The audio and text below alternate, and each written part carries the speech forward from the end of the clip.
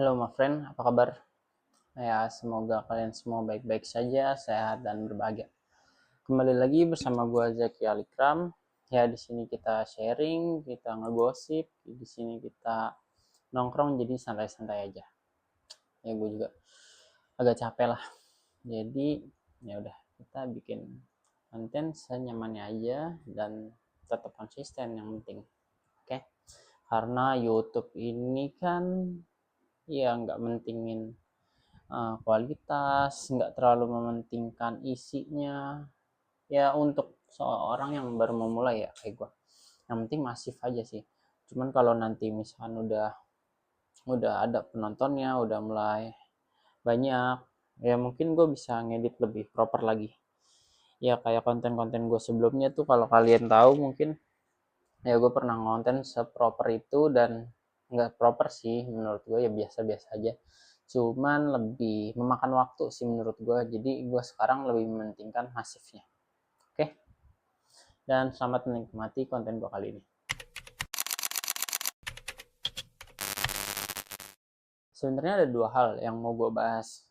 Yang pertama tuh pengen ngebahas NU sama Trans 7. Cuman gue mikir kalau gue bahas NU dan Trans 7 ini kan nyangkutnya soal agama ya. Dan masyarakat kita juga terkadang dalam melihat agama itu tidak objektif dan tidak, bahkan meninggalkan nilai-nilai dan norma agama itu sendiri gitu. Dan jadi gue sekarang pengen ngebahas Pak Purbaya aja nih.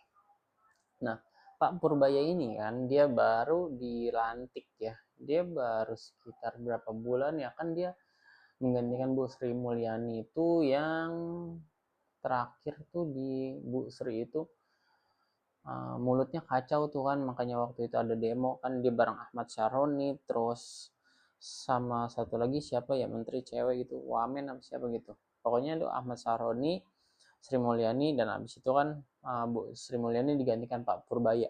Nah Pak Purbaya ini dia terlihat ya benar-benar baru naik nih, baru up, terus dia banyak nih berkoar-koar, dia berani nih, makanya dia bisa bilang ya dia komunikasinya koboi gitu kan, asal belak-belakan. Terus dia bilang Pertamina males-malesan lah, dia nggak mau bayarin utangnya Wus lah. Terus ya kalau bisa dibilang sih, dan sejauh ini ya belum jauh sih, masih ya baru baru beberapa bulan lah, ya masih kini, jadi menurut gue masih diliatin aja dulu lah, karena kan belum tahu motif Pak Purbaya ini kedepannya seperti apa, dan uh, politik yang dia tuju nih seperti apa, gayanya seperti apa, dan dia ada di gerbong mana gitu.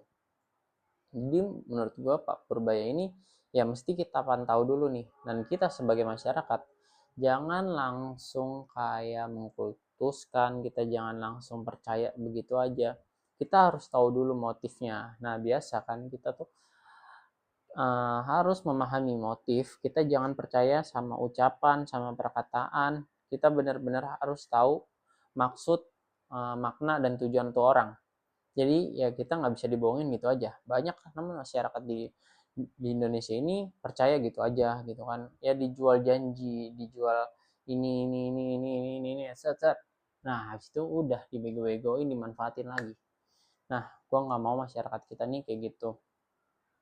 Ya mudah-mudahan aja Pak Purbaya nih memang motifnya benar-benar pure buat masyarakat. Jadi walaupun memang kepalanya berubah, dia ada pembelaan gitu loh. Ya karena kan sekarang politik di Indonesia itu kan sekarang gimana gerbong depannya. Jadi ya walaupun gerbong depannya bilang enggak, tetap enggak.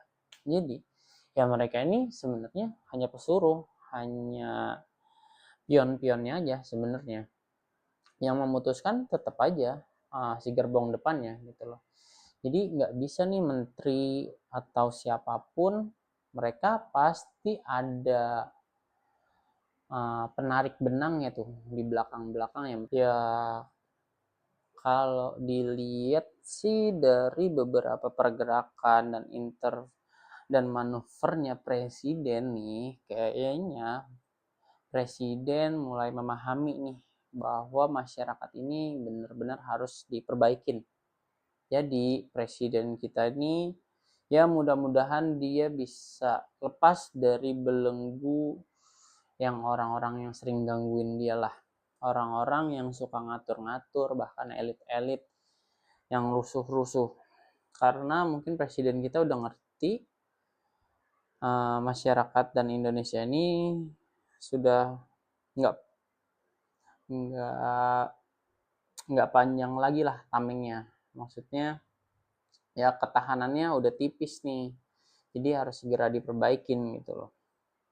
Ya mudah-mudahan aja memang ada konsisten dan komitmen dari presiden kita untuk memperbaiki keadaan.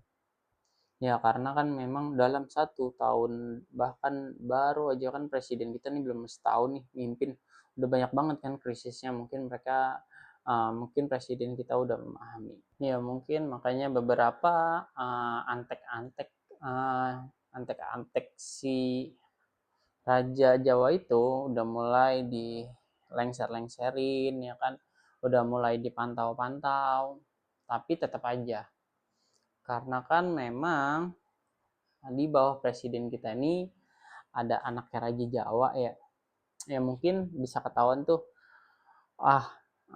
gimana presiden kita menyikapi anaknya ini nih, karena kan titik puncaknya nih presiden kita terlepas dari belenggunya nih ya di situ.